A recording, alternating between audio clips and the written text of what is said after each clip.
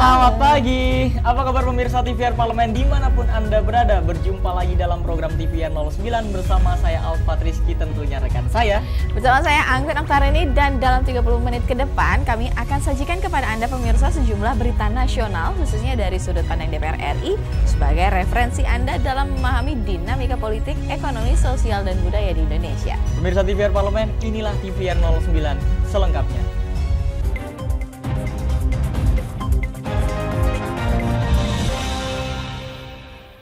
Pemirsa, dalam kunjungan kerja reses ke Maluku Utara, Komisi 5 DPR RI menilai layanan transportasi di Maluku Utara perlu dikembangkan dan diperbanyak. Hal ini untuk memudahkan konektivitas antar daerah. Dengan begitu, mobilitas masyarakat bisa menjadi lebih mudah dan menarik kedatangan wisatawan ke Maluku Utara. Pemprov Maluku Utara menyampaikan pembangunan transportasi dan infrastruktur di Maluku Utara memerlukan penanganan secara nasional. Anggota Komisi 5 DPR RI mendorong pemerintah pusat membuat prioritas agar pembangunan infrastruktur dan transportasi antar daerah di Maluku Utara dipercepat. Dalam kunjungan kerja reses ke Maluku Utara, anggota Komisi 5 DPR RI Fadoli mengatakan, layanan transportasi udara dan transportasi laut di Maluku Utara perlu dikembangkan dan diperbanyak untuk konektivitas antar daerah. Dengan begitu, menurut Fadoli, bisa mempermudah mobilitas masyarakat dan menarik kedatangan wisatawan ke Maluku Utara. Layanan bandara ini menjadi titik sentral yang sangat luar biasa karena ini sebagai ibu kota provinsi. Itu satu. Kemudian yang kedua, kan ini juga ada beberapa bandara yang lain karena untuk bisa melakukan itu ada tadi yang disebut dengan rencana pelabuhan perintis dan sebagainya. Ini kami juga sangat mendukung karena itu akan mempercepat pertumbuhan ekonomi yang ada di wilayah sini. Sementara itu, anggota Komisi 5 DPR RI lainnya, Novita Wijayanti, meminta percepatan pembangunan jalan di Maluku Utara menjadi prioritas. Dengan telah disahkannya Undang-Undang Jalan, pembangunan jalan desa ataupun jalan kabupaten kota bisa didanai dari APBN.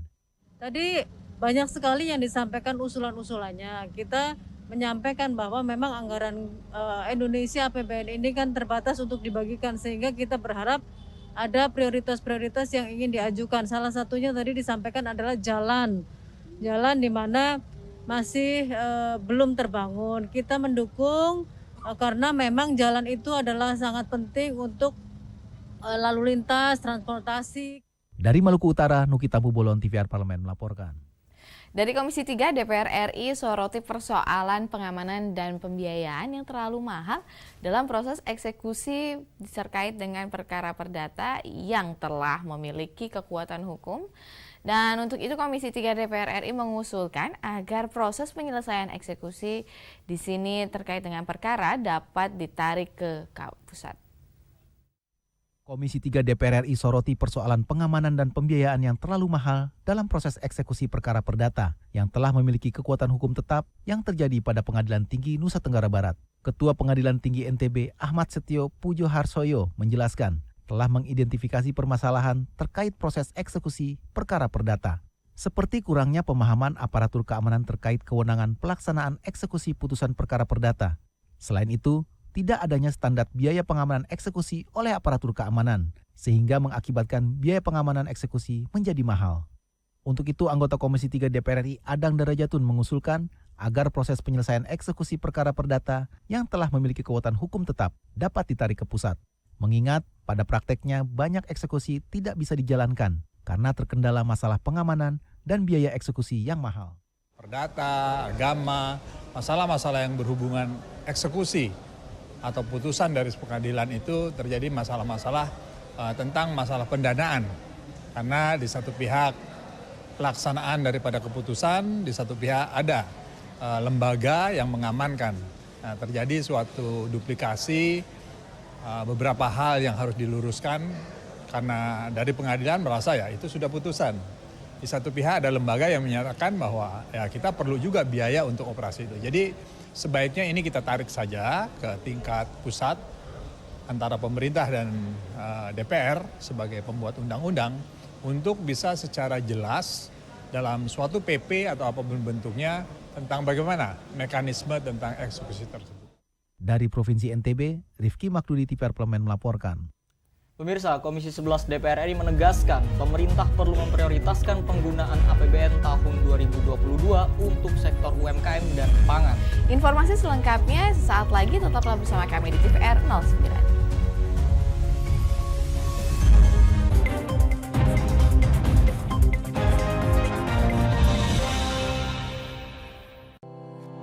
Tugas dan fungsi DPR RI sangat penting bagi negeri ini sebagai pengemban amanat rakyat. Namun tidak banyak yang tahu apa saja fungsi dan tugas dari DPR. DPR mempunyai 3 fungsi pokok, yaitu legislasi, anggaran, dan pengawasan. Ketiga fungsi tersebut harus dilaksanakan dalam kerangka fungsi representasi yang mengedepankan kepentingan rakyat berdasarkan aspirasi masyarakat dan untuk kesejahteraan rakyat. Dari fungsi legislasi, DPR RI mempunyai tugas dan wewenang untuk menyusun dan menetapkan program legislasi nasional bersama dengan pemerintah, menyusun dan membahas rancangan undang-undang, menerima rancangan undang-undang dari DPD, membahas rancangan undang-undang yang diusulkan oleh Presiden ataupun DPD, menetapkan undang-undang bersama dengan Presiden, menyetujui atau tidak menyetujui peraturan pemerintah pengganti undang-undang yang diajukan Presiden untuk ditetapkan menjadi undang-undang. Sementara, fungsi anggaran membahas dan memberikan persetujuan atau tidak memberikan persetujuan terhadap rancangan undang-undang tentang APBN yang diajukan Presiden, memperhatikan pertimbangan DPD atas rancangan undang-undang tentang APBN dan rancangan undang-undang terkait pajak, pendidikan, dan agama, menindaklanjuti hasil pemeriksaan atas pengelolaan dan tanggung jawab keuangan negara yang disampaikan oleh BPK, memberikan persetujuan terhadap pemindahan aset negara maupun terhadap perjanjian yang berdampak luas bagi kehidupan rakyat yang terkait dengan beban keuangan negara. Dan fungsi pengawasan, melakukan pengawasan terhadap pelaksanaan undang-undang, APBN, dan kebijakan pemerintah, membahas dan menindaklanjuti hasil pengawasan yang disampaikan oleh DPD terkait pelaksanaan undang-undang mengenai otonomi daerah, pembentukan, pemekaran, dan penggabungan daerah, pengelolaan sumber daya alam dan sumber daya ekonomi lainnya, pelaksanaan APBN, pajak, pendidikan, dan agama. Terima kasih. Video ini dipersembahkan oleh TV dan Radio Parlemen, Biro Pemerintahan Parlemen, Sekretariat Jenderal, dan Badan Keahlian DPR RI.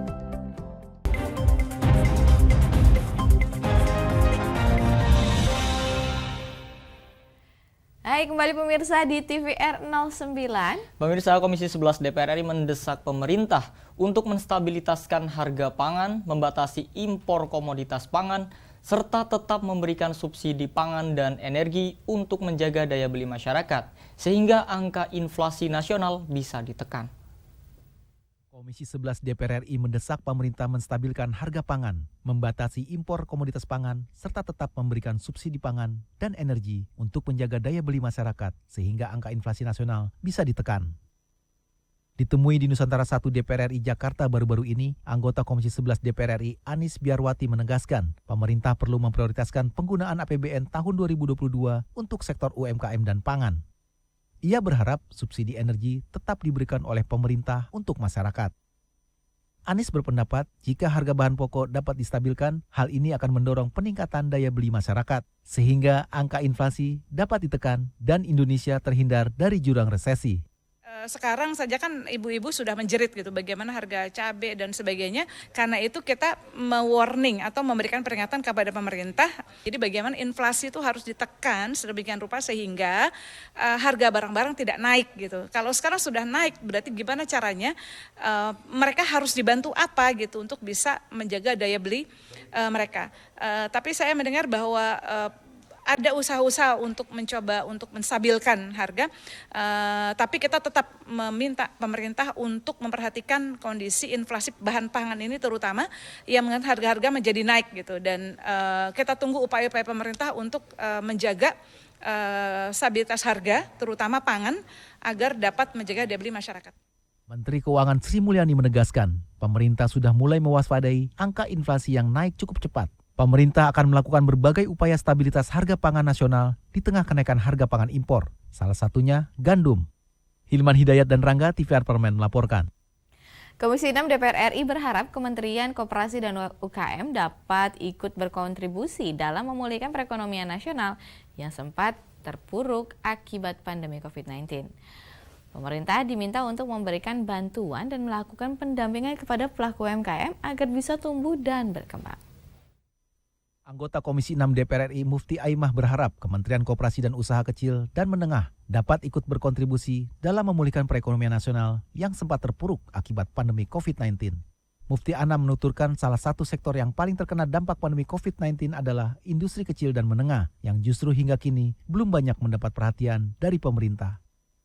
Menurutnya, upaya yang harus dilakukan pemerintah adalah mendorong masyarakat lebih mandiri melalui bantuan usaha mikro, kecil, dan menengah, dan program bantuan produktif usaha mikro. Ia menambahkan selain bantuan kepada UMKM, ia juga meminta pemerintah melakukan pendampingan kepada pelaku UMKM yang ada agar bisa tumbuh dan berkembang.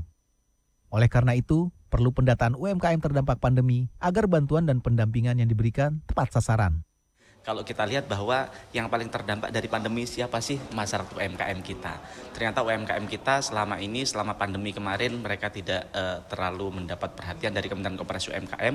Maka harapan kami untuk bagaimana ke depan ini mereka terlibat dalam ngurusi UMKM ini gitu.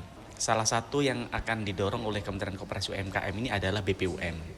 BPUM itu apa sih? Bantuan produktif usaha mikro, yaitu bantuan tunai untuk masyarakat. Jadi harapan kami bukan hanya masyarakat, bukan hanya UMKM di data. Tadi kan hanya banyak prioritas nasional yaitu anggarannya untuk pendataan. Maka harapan kami tidak hanya untuk pendataan, tapi bagaimana yang sudah didata. Ini kan sebenarnya tidak perlu pendataan pun, DTKS Kemensos kan juga punya data itu.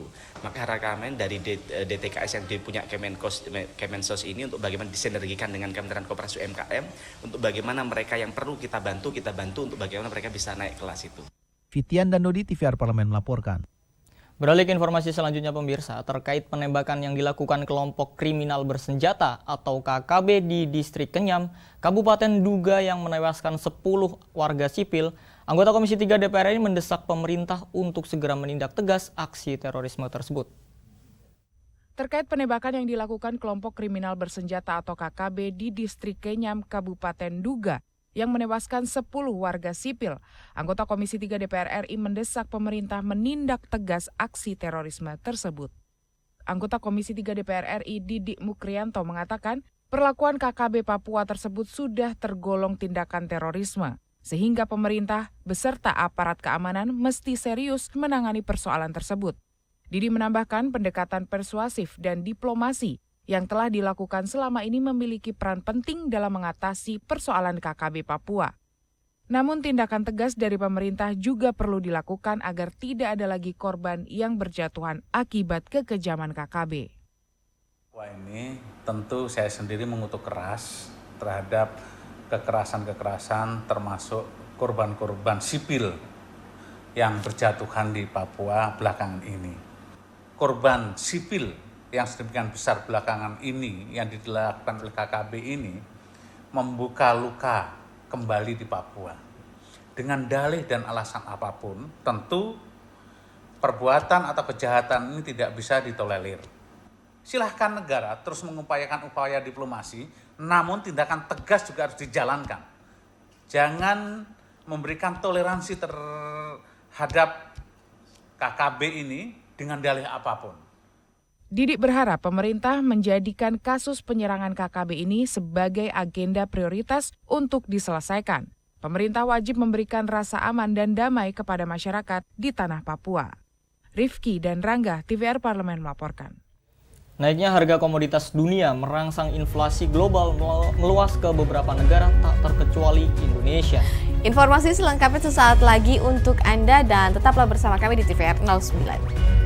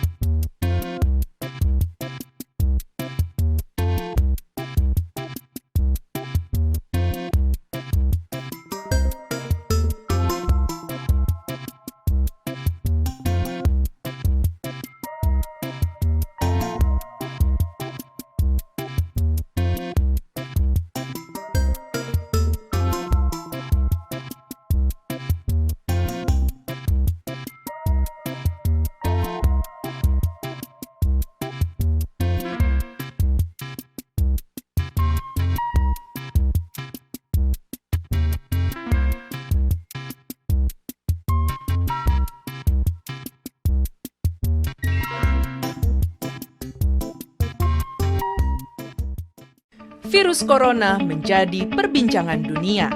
Beberapa negara sudah terjangkit. Ribuan orang di Indonesia terkena virus ini. Kita perlu antisipasi dengan melakukan hal berikut. Cuci tangan dengan sabun dan antiseptik. Gunakan masker atau penutup mulut saat bersin dan batuk. Masak telur dan daging hingga matang. Hindari kontak dengan hewan. Tidak saling berjabat tangan. Tidak berinteraksi dengan penderita. Jika memiliki demam tinggi, batuk, pilek, gangguan pernafasan, sakit tenggorokan, dan letih lesu, segera periksakan ke dokter. Waspada virus corona, cegah penyakit sejak dini. Dipersembahkan oleh TVR Parlemen, Biro Pemberitaan Parlemen, Sekjen dan DK DPR RI.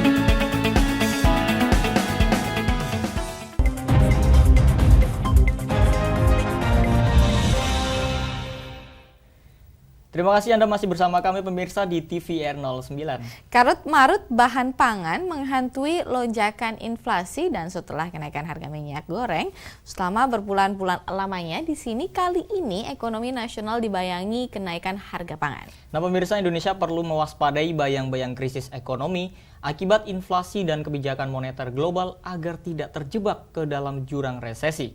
Berikut ini pemirsa laporan mendalam yang telah dirangkum oleh tim redaksi TVR Parlemen dalam segmen editorial Parlemen.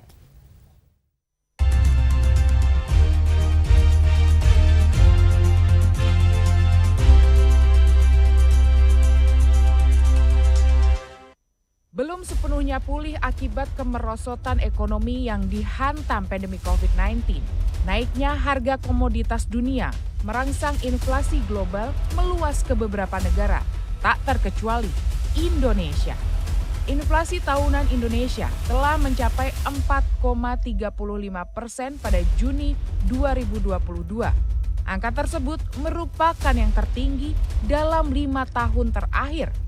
Bayang-bayang resesi ekonomi global semakin nyata. Untuk menekan inflasinya, Bank Sentral Amerika Serikat atau The Fed pun resmi menaikkan suku bunga acuan sebesar 75 basis poin menjadi kisaran 2,25 sampai 2,5%. Menteri Keuangan Sri Mulyani Indrawati mengatakan, berkaca dari sebelumnya, kenaikan suku bunga Amerika Serikat biasanya selalu diikuti dengan krisis keuangan di negara-negara berkembang. Sejak akhir tahun 2021, harga sejumlah komoditas pangan terus merangkak naik. Meski sejumlah harga pangan kini relatif turun, salah seorang pembeli di Pasar Senen Jakarta Pusat tetap mengeluhkan besaran harga yang ditawarkan penjual. Menurutnya, harga eceran kebutuhan pokok masih relatif mahal. Masih tinggi itu 70. Kan tiap hari belanja, jadi kalau ini kan susah juga. Bawang udah agak mending dia turun, sekarang 50. Dulu kan sampai 80 tuh kemarin-kemarin. Kayak rawit gitu kan sampai 125, sekarang udah 75 ya udah mending lah. Menanggapi hal ini, anggota Komisi 11 DPR RI Anis Biarwati menegaskan, pemerintah perlu memprioritaskan penggunaan APBN tahun 2022 untuk sektor UMKM dan pangan. Menurutnya, jika harga bahan pokok dapat distabilkan, hal ini akan mendorong peningkatan daya beli masyarakat, sehingga angka inflasi dapat ditekan dan Indonesia terhindar dari jurang resesi. Dan ini yang juga kita sering ingatkan pemerintah. Jadi sekarang saja kan ibu-ibu sudah menjerit gitu bagaimana harga cabai dan sebagainya akibat dari inflasi bahan pangan yang tidak terkendali. Karena itu kita mewarning atau memberikan peringatan kepada pemerintah untuk bisa memperbaiki kondisi ini. Berarti anggaran untuk PEN itu harus diefektifkan ya. Seperti bantuan untuk UMKM, untuk sektor real itu benar-benar harus diawasi dengan baik, termasuk juga bantuan untuk sosial ini tetap perlu ya, karena masyarakat tetap membutuhkan bantuan-bantuan itu. Beberapa waktu lalu, Wakil Ketua Banggar DPR RI, Cucun Ahmad Samsurijal, juga meminta pemerintah tetap menjalankan program pengaman jaring sosial dan subsidi energi bagi masyarakat luas. Untuk mengamankan kebutuhan pangan nasional, ia menilai komoditas unggulan nasional seperti sawit bisa digunakan sebagai daya tawar kepada negara lain. Menghadapi faktor beberapa negara yang mempunyai daya tawar tinggi terkait penukaran tata niaga, seperti kita butuh gandum dari mana, kita butuh kedelai dari mana. Ini kan pasti saling menahan kan, saling menahan. Kayak kemarin kita punya di sawit atau di apa. Nah ini kan harus ada sedikit pelonggaran. Krisis eksternal ini harus menjadi catatan dan penyelesaiannya harus diambil. Sejalan dengan itu, Menteri Koordinator Perekonomian Airlangga Hartarto mengatakan pemerintah akan tetap menjalankan program subsidi serta bantuan sosial bagi masyarakat untuk menjaga daya beli masyarakat dan inflasi nasional. Alhamdulillah, DPR dan pemerintah melalui Banggar sudah menyetujui bantalan untuk subsidi energi sebesar 424 triliun. Sehingga Indonesia bisa menjaga tingkat inflasi di level 3,4 sampai dengan 4%. Selain menekan inflasi harga, BUMN pangan pun dituntut untuk ikut berkontribusi menjaga pasokan pangan nasional. Wakil Ketua Komisi 6 DPR RI Arya Bima menyampaikan kemungkinan krisis pangan dunia mewajibkan BUMN di sektor pangan mampu menyediakan segala kebutuhan bahan pokok dan kebutuhan produksi terkait pangan. Sehingga Indonesia siap menghadapi segala kemungkinan terburuk jika krisis pangan dunia melanda Indonesia.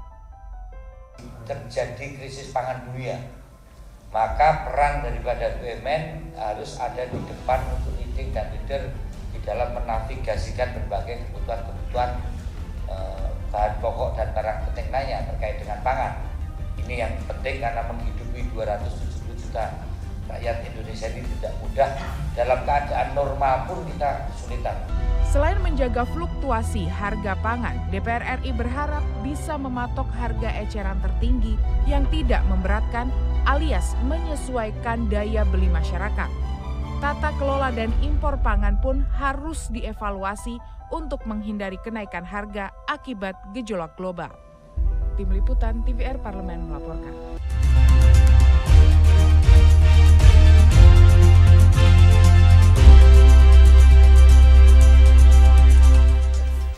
Baik pemirsa, selain terkenal dengan wisata bahari Taman Laut Wakatobi, Sulawesi Tenggara memiliki objek wisata religi yang cukup fenomenal, tepatnya di kota Kendari. Tentunya pemirsa penasaran kan dengan terkait objek wisata yang dimaksud ini? Untuk itu jangan kemana-mana dan tetaplah bersama kami di TVR 09.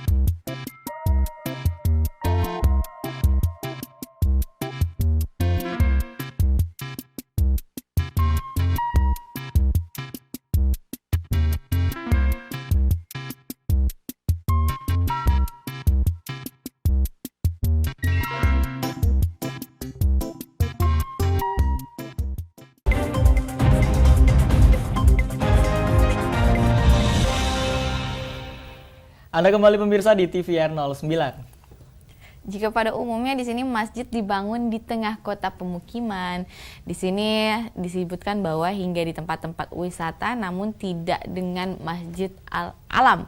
Dan pemirsa, masjid cantik di sini elegan juga dipandang indah yang berada di kota Kendari ini didirikan di tempat yang tidak bisa. Terus terkait dengan mengapa dan bagaimana, ini terkait dengan yaitu mengapung di tengah teluk. Nah pemirsa, maka tidak heran jika Masjid Al-Alam menjadi ikon wisata religi di kota Kendari. Dan juga selalu dikunjungi oleh masyarakat dari berbagai daerah, baik dari dalam dan luar kota Kendari. Berikut ini tentunya liputan selengkapnya dalam segmen Intips, Informasi, dan Tips berikut ini.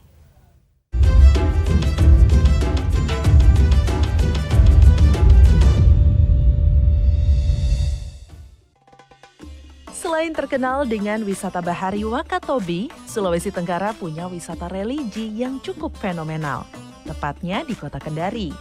Kalau pemirsa sedang berada di kota ini, rasanya kurang lengkap jika tidak mengunjungi Masjid Al-Alam. Berada di perairan Teluk Kendari, membuat masjid ini mempunyai julukan unik tersendiri. Masyarakat setempat biasa menyebutnya Masjid Terapung. Selain lokasinya yang anti-mainstream, masih banyak hal unik dan menarik yang dimiliki Masjid Al-Alam. Kita ulas satu-satu yuk. Ikon wisata religi yang dijuluki sebagai Masjid Terapung ini digagas idenya serta mulai dibangun sejak tahun 2010 silam. Tepatnya pada masa kepemimpinan dari Gubernur Sulawesi Tenggara pada saat itu, Nur Alam. Masjid ini dirancang oleh arsitek asal Sulawesi Selatan bernama Mursyid Mustafa. Total anggaran pembangunan yang dihabiskan sebesar 200 miliar rupiah. Masjid ini kemudian diresmikan pada tahun 2018. Selain didesain menjadi lokasi ibadah, Masjid Al-Alam juga terus dikembangkan sebagai spot wisata religi di kota Kendari. Pengunjung dibuat nyaman untuk menikmati suasana Teluk Kendari dari lokasi masjid berdiri. Posisi Masjid Al-Alam di tengah Teluk Kendari bisa disejajarkan dengan Masjid Al-Rahmah di Jeddah atau Masjid Malaka di Malaysia. Kemegahannya juga bisa disamakan dengan Masjid Sultan Omar Ali Saifuddin, Brunei Darussalam, atau Masjid Bandaraya Kinabalu, Malaysia, yang sama-sama berdiri di atas permukaan laut.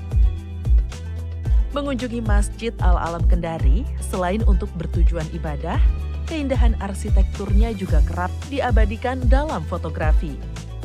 Masjid dengan luas 12.692 meter persegi ini terbagi menjadi bangunan utama masjid, plaza tertutup, dan plaza terbuka. Para pemburu foto kerap menjadikan lokasi ini sebagai salah satu tempat favorit mereka untuk mengabadikan momen berharga. Alhamdulillah saya sudah kedua kali ini ke Masjid Al-Alam. Ini alhamdulillahnya bisa sholat Jumat di sini untuk hari ini. Alhamdulillah luar biasa untuk hari ini. Makanya saya sengaja sholat Jumat di sini untuk menyaksikan secara langsung Jumatan di sini, dan memang luar biasa sekali masjidnya. Di dalam dan jamaahnya pun luar biasa. Alamat lengkap dari Masjid Al-Alam Kendari berada di Desa Lalolara, Kecamatan Kambu, Kota Kendari, Provinsi Sulawesi Tenggara. Mengunjungi Masjid Al-Alam cocok bagi pemirsa yang ingin melepas penat karena sibuk bekerja dan berbagai urusan dunia. Sambil memperdalam ilmu agama, pemirsa juga dapat merasakan sensasi beribadah di tengah-tengah teluk yang indah dan cantik. Sampai jumpa di episode berikutnya.